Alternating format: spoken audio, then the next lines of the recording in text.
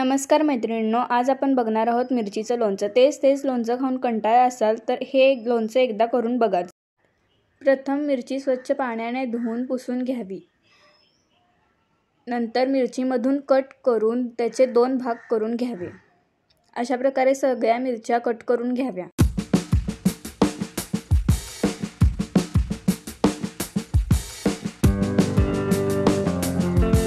अशा सर्व मिरच्या कट करून घ्याव्या। मिरच्या कट करून झाल्यानंतर त्यामध्ये 1-2 चमचे मीठ टाकून छान मिक्स करून रात्रभर झाकून ठेवाव्या।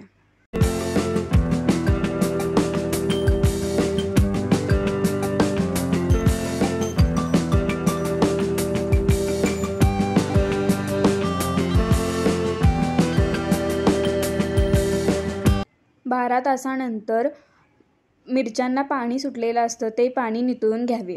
अर्धा तास पाणी निथळण्यासाठी ठेवावे।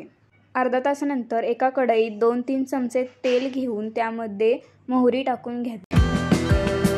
मोहरी तडतडल्यानंतर त्यामध्ये जिरे टाकून घ्यावे व ते मिक्स करून त्यामध्ये चेचलेला लसूण टाकून घ्यावा। लसूण अर्धा मिनिट तेलात परतवून गॅस बंद करून घ्यावा। या प्रकारे लसूण अर्धा कच्चा झाल्यावर गॅस बंद करून घ्यावा। गॅसची फ्लेम बंद केल्यानंतर त्यामध्ये थोडे हिंग टाकून ते परतवून घ्यावे। तेल थोडं थंड झाल्यानंतर त्यामध्ये मिरच्या टाकून घ्याव्या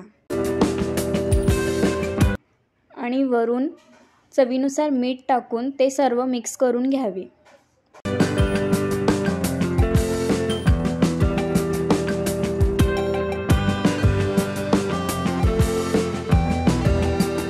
तयार झालं आपलं चमचमीत मिरचीचं लोणचं।